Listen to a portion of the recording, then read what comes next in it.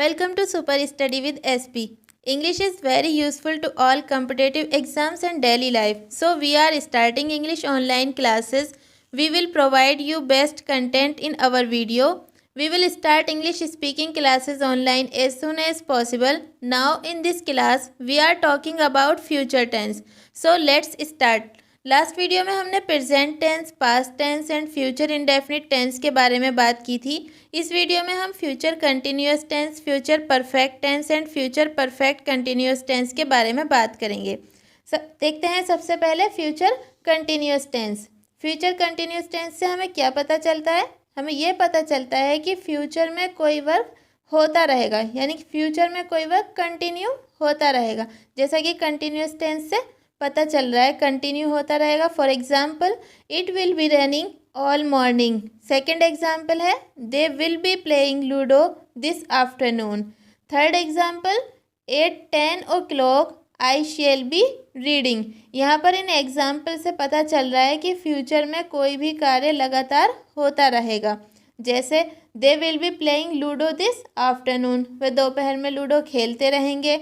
या it will be raining all morning, सुबह में बारिश होती रहेगी। सेकंड पॉइंट है फ्यूचर कंटिन्यूअस टेंस से यह पता चलता है कि कोई काम फ्यूचर में स्पीकर के प्री प्लान्ड एक्शन के अकॉर्डिंग होगा। For example, he will B marrying Rekha next Sunday. यहाँ पर ये पहले से ही फिक्स है कि वह रेखा से शादी कर रहा है नेक्स्ट संडे को। ये फ्यूचर में होगा और फ्यूचर कंटिन्यूअस टेंस से हमें यह पता चलता है कि फ्यूचर में स्पीकर के प्री प्लान्ड एक्शन के अकॉर्डिंग कोई वर्क होगा। नेक्स्ट एग्जाम्पल है I shall be going to Bombay tomorrow.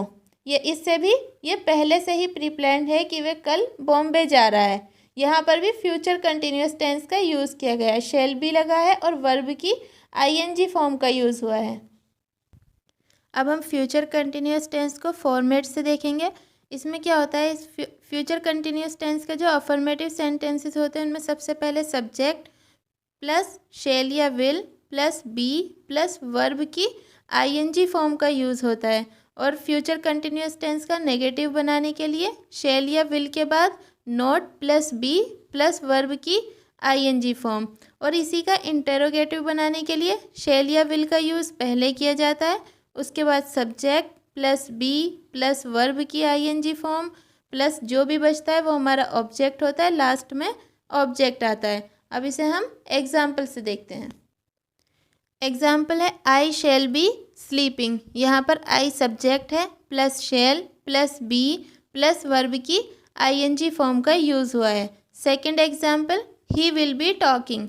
ये दोनों अफर्मेटिव सेंटेंसेस के एग्जाम्पल हैं। अब हम नेगेटिव सेंटेंस को देखते हैं। तब फर्स्ट एग्जाम्पल है I shall not be sleeping.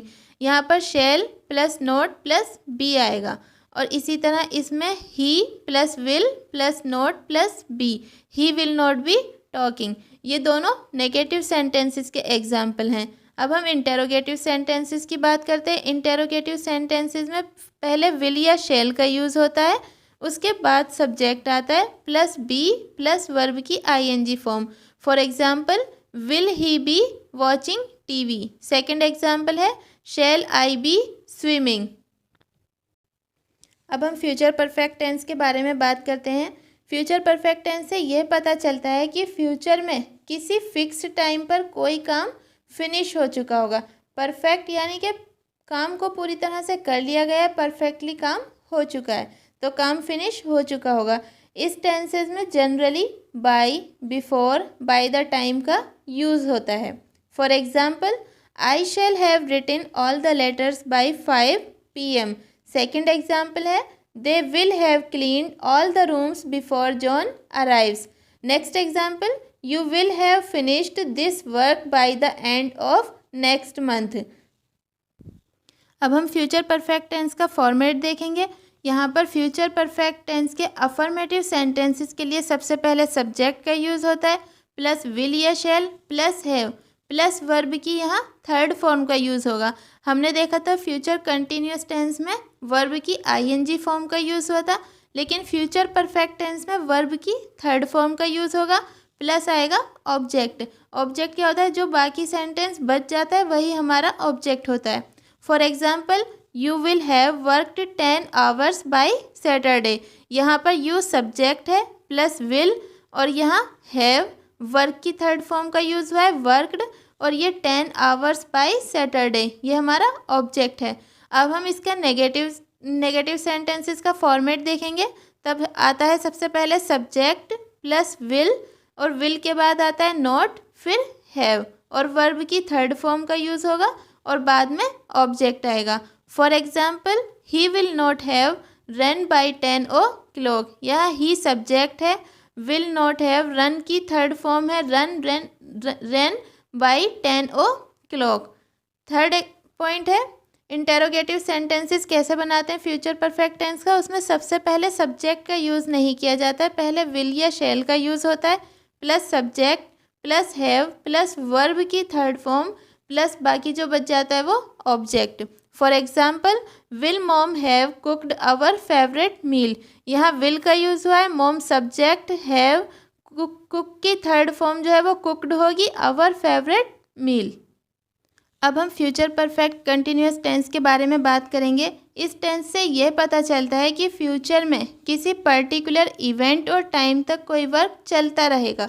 Future perfect continuous tense का फॉर्मेट क्या होता है, यहाँ पर सब्जेक्ट प्लस शैल या विल ये हमारी हेल्पिंग वर्ब होती है plus have plus been plus जो मेन वर्ब होती है इसमें मेन वर्ब की आईएनजी फॉर्म का यूज़ होता है plus object. For example he will have been living.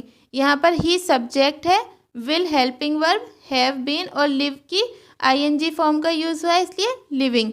इस फ्यूचर परफेक्ट कंटिन्यूअस टेंस का नेगेटिव बनाने के लिए क्या करते हैं, सबसे पहले subject plus helping verb shall या will plus not plus have been और वर्ब की आईएनजी फॉर्म फिर ऑब्जेक्ट का यूज़ किया जाता है। For example he will not have been living. Will not को जब हम एक साथ मिलाकर लिखते हैं तब इसे पढ़ते हैं won't, he won't have been living. Third point है जब हम फ्यूचर परफेक्ट कंटिन्यूअस टेंस का इंटेरोगेटिव सेंटेंसेस बनाते हैं तब सब्जेक्ट का यूज़ हम पहले नहीं करते, पहले विल का यूज़ फिर सब्जेक्ट आता है फिर हैव बीन और उसके बाद वर्ब की आईएनजी फॉर्म का यूज़ होता है plus object. For example will he have been living. Will यहाँ पर हेल्पिंग वर्ब है, ही सब्जेक्ट, हैव बीन और मेन वर्ब है लिव, लिव की आईएनजी फॉर्म का यूज़ हुआ है इसलिए लिविंग। तो ये हो गया interrogative format will he have been living. आज की इस वीडियो में इतना ही। नेक्स्ट वीडियो में हम किसी न्यू टॉपिक के बारे में बात करेंगे।